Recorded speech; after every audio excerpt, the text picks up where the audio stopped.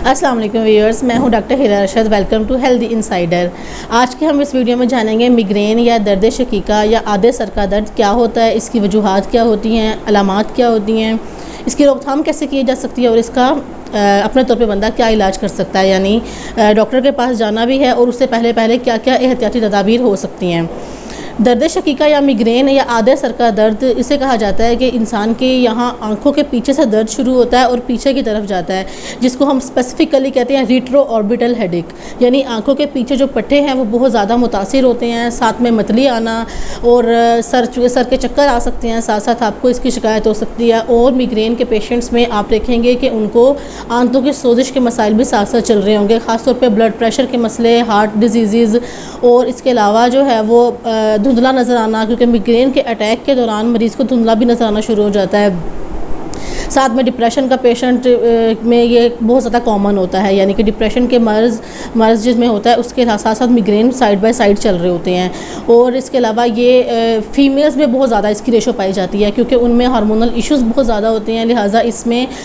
6 to 7 times जो है वो फ़ीमेल्स में इसकी रेशो ज़्यादा पाई गई है। इसके अलावा ये उन पेशेंट्स में भी ज़्यादा हो सकता है जिनके पेरेंट्स इसमें मुब्तला रहते हैं, यानी कि अगर माँ या बाप में से किसी एक को ये मर्ज़ होगा तो यानी कि उनके बच्चों में से 50% चांसेस है कि उनके बच्चों को ये मर्ज़ हो सकता है मिग्रेन का, और अगर माँ या बाप दोनों को हो सकता है तो 80% चांसेस है कि उनके बच्चे सफ़र करेंगे इस मर्ज़ से। अच्छा, इसके अलावा इसके ट्रिगरिंग फैक्टर्स क्या है, हम इससे कैसे कैसे बच सकते हैं दोस्तों। इसके लिए क्या ज़रूरी है कि बहुत ज़्यादा, यानी कि आपके अगर आप मिग्रेन के पेशेंट हैं तो आप उस वजह को पहचानें जिसकी वजह से ये आप में मर्ज़ की शिद्दत तेज़ हो सकती है या अटैक हो सकता है, क्योंकि ज़रूरी नहीं है कि सब में एक ही वजह से ये मिग्रेन जो है वो हमेशा हो। मुख्तलिफ मरीज़ों में मुख्तलिफ वजूहात की वजह से मिग्रेन का जो मर्ज़ है वो हो सकता है। अच्छा, इसके वजूहात में क्या क्या आते हैं जो है थोड़ा हम देख लेते हैं हेडलाइन सारों की। सबसे पहले जो है वो इसमें डिप्रेशन के जो पेशेंट्स होते हैं, टेंशन एंग्जाइटी के पेशेंट्स में ये हो सकता है जब आप बहुत ज़्यादा टेंशन ले रहे हो, स्ट्रेस ले रहे हो। और इसके अलावा कुछ मरीज़ों में ये बहुत तेज़ जो धूप होती है, सनलाइट होती है, और उसकी वजह से हो सकता है एकदम से आप धूप में चले जाते हैं सख्त गर्मी में, उसकी वजह से इसका अटैक हो सकता है। और lack of sleep, irregular sleep pattern, irregular जो है वो खाने पीने के जो इरेगुलर पैटर्न्स होते हैं, यानी कि वक्त पर ना खाना, वक्त पर ना सोना, और ख़ास तौर पर सोते वक्त जब इंसान बहुत ज़्यादा थका हुआ होता है उस वक्त टीवी या फ़ोन का इस्तेमाल इसके जो अटैक को है वो उसकी वजह बनता है। और जिसका वजह हो सकती है जिनमें lack of sleep, lack of irregular sleep and eat patterns, hormonal issues, और बहुत ज़्यादा थकावट से भी हो सकता है। और जो स्मोकर्स होते हैं उनमें अगर वो 5 सिगरेट्स पर डे से ज़्यादा पी रहे हैं तो बहुत ज़्यादा चांसेस हैं कि उनमें मिग्रेन के अटैक ज़्यादा होंगे। कब आपने इसको सीरियस लेना है, क्योंकि ये बहुत शिद्दत का दर्द होता है और बहुत ज़्यादा इसमें साथ साथ जो है वो आपको जिस्म में दर्द भी बहुत ज़्यादा महसूस होता है। और इनकी टॉप 20 रीज़न्स में से है ये दुनिया में कि इंसान फिर कुछ करने के काबिल नहीं रहता, उनमें से टॉप एक ये भी है मिग्रेन के। रोज़मर्रा के रूटीन के आपके काम डिस्टर्ब होते हैं, आपकी रूटीन डिस्टर्ब होती है, आप जॉब ठीक से नहीं कर सकते हैं, आप घर के अगर आप हाउस वाइफ हैं तब आपके काम ठीक से नहीं हो रहे हैं, क्योंकि ये बहुत ज़्यादा शिद्दत का अटैक होता है जिन मरीज़ों में होता है। तो हम इसको प्रिवेंट कैसे कर सकते हैं। अगर आप बाहर धूप में जा रहे हैं तो आप सनलाइट, उसमें सन ग्लासेस का इस्तेमाल करें बहुत ज़्यादा। अगर आपको अम्ब्रेला का इस्तेमाल करें अगर आप सनलाइट आपकी वजह है मिग्रेन की तो।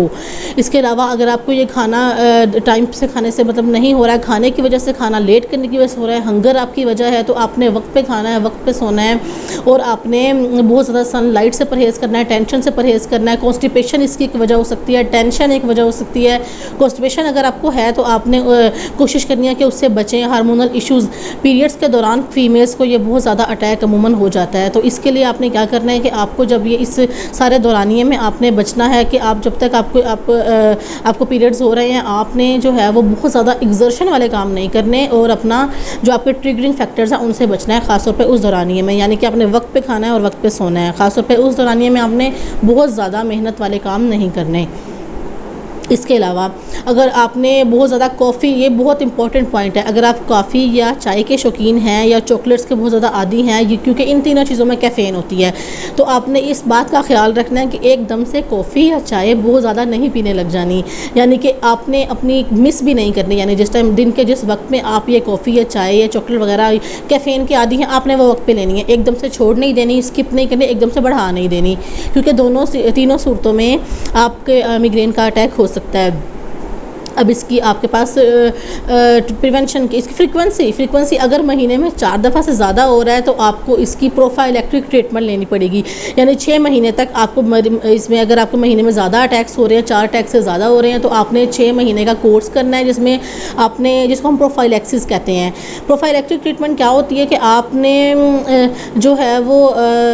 इसकी जो आपके जो करीबी डॉक्टर है उसने जो आपको प्रोफाइलैक्टिक ट्रीटमेंट शुरू करवाई है वो आपने शुरू करनी है और उसको छोड़ना नहीं है। और अब आपने जब उसको छोड़ना है, यानी कि तो आपने उसको बहुत इसे कहते हैं टेपरिंग डोज, यानी ग्रेजुअली टेपर करना है। ये जब आप इसको छोड़ना है, एकदम से नहीं छोड़ देना, टैबलेट्स कम करनी है। फिर उसके बाद एक दिन में, अगर आप फॉर एग्जांपल आप दिन में 4 टैबलेट्स ले रहे हैं, आपने ऐसा ऐसा करके एक हफ्ता तक दिन में 2 टैबलेट्स लेना शुरू कर देनी है, देन आपने दिन में 1 टैबलेट्स लेना शुरू कर देनी है। लेकिन अगर तब भी, यानी कि आप प्रोफाइलैक्टिक ट्रीटमेंट पूरे 6 महीने का कोर्स कर भी लेते हैं, 3 महीने का भी हो सकता है, लेकिन इसके बावजूद आपको माइल्ड अटैक्स बाद में हो सकते हैं, तो परेशान नहीं होना, क्योंकि आप ये बात जहन में रख लें कि अगर आप इसके पेशेंट्स हैं तो ये मर्ज़ आप मुकम्मल तौर पर एकदम से जड़ से नहीं उखाड़ सकते, यानी कि आप इसको शिद्दत इसकी कम तो कर सकते हैं अटैक्स की, लेकिन आप इसको बिल्कुल ख़त्म नहीं कर सकते एकदम से। तो इसकी ट्रीटमेंट में क्या है, बहुत जब ये आप आगाज़ होता है जब इस मर्ज़ का, तो आप मिग्रेन में जो है आप इसकी सबसे पहले तो आप इसके ट्रिगरिंग फैक्टर से बचेंगे। फिर इसके जो कुछ देसी टोटके भी हैं वो भी मैं आपको बताऊंगी। ठंडा बर्फ़ पानी लेके उसमें पाँव डिप करके रखने हैं, दोनों फीट, सर पे बर्फ़ रखें, पाँव ठंडे पानी में रखें, और जब अपने पाँव ठंडे पानी में रखने हैं ना, तो आपने अपनी मुट्ठी को ऐसे करना है, ओपनिंग क्लोजिंग, ठीक है। इसके अलावा इसका आपने हेड मसाज आप किसी से ले सकते हैं, सर दर्द अगर आपके, क्योंकि ये मैंने देखा है कि अगर आप सर दबवाने के आदी हैं, तो आप अगर कि आप टैबलेट्स भी ले रहे हैं फिर भी आपको आराम नहीं आएगा जब तक कि आप अपनी वो जो देसी टोटके नहीं कर लेंगे। इन्वायरमेंट का बहुत इंपॉर्टेंट रोल है। इन्वायरमेंट का ये रोल है कि अगर आप एक डार्क रूम में, आपको इसका अटैक हो गया, आप एक डार्क रूम में सो रहे हैं, शोर नहीं आ रहा, क्योंकि शोर और रोशनी जहर लगती है, इससे ज़्यादा आपको नोज़िया हो सकता है, अटैक में शिद्दत आ सकती है, दर्द में शिद्दत आ सकती है, सिम्टम्स में शिद्दत आ सकती है। तो आपने क्या करना है,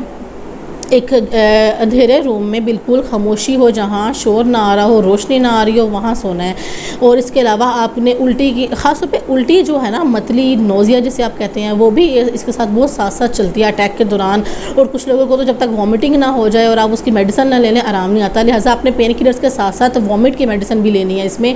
तो क्योंकि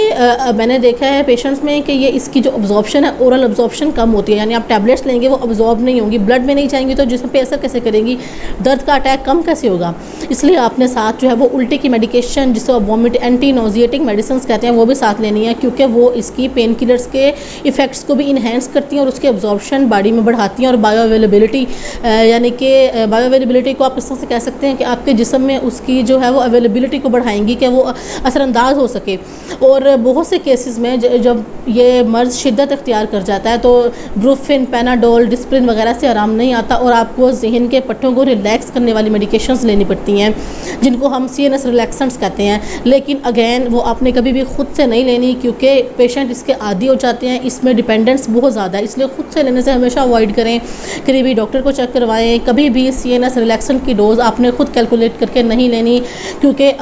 समटाइम्स ऐसा होता है कि ये टैबलेट से आराम नहीं आता, तो आपको टैबलेट दोबारा लेनी पड़ती है 2 घंटे के बाद, और इसकी एक ख़ास मिकदार है, 24 घंटों में उस ख़ास मिकदार से ज़्यादा नहीं लेनी होती। लिहाजा ये बहुत बारीकी का पॉइंट है कि अगर आपको ब्रूफिन या पैनाडोल से आराम नहीं आ रहा और आप CNS रिलैक्सेंट्स तक चले गए हैं, तो आपने कभी भी खुद से उसकी डोज को कैलकुलेट किए बगैर, बॉडी वेट के बगैर, डॉक्टर से पूछे बगैर नहीं लेनी, हरगिज़ नहीं लेनी।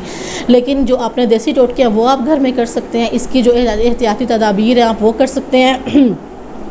अच्छा, इसका ये है कि आप एक बात जहन में रखनी है कि फिर पेशेंट्स आते हैं कि जी हमें तो ये ठीक ही नहीं होता, हमने ये कर लिया वो, डॉक्टर साहब सब कुछ करके देख लिया है, लेकिन आपने क्या करना है, ये मर्ज़ जो है वो मुकम्मल तौर पर जड़ से उखाड़ा नहीं जा सकता। ये बात जहन में रखनी है। इसकी शिद्दत कम की जा सकती है, इसके महीने में अटैक्स और फ्रिक्वेंसी कम की जा सकती है, लेकिन इसको मुकम्मल तौर पर ख़त्म नहीं किया जा सकता। बहुत शुक्रिया। वीडियो को सब्सक्राइब कीजिए, लाइक कीजिए और शेयर कीजिए। थैंक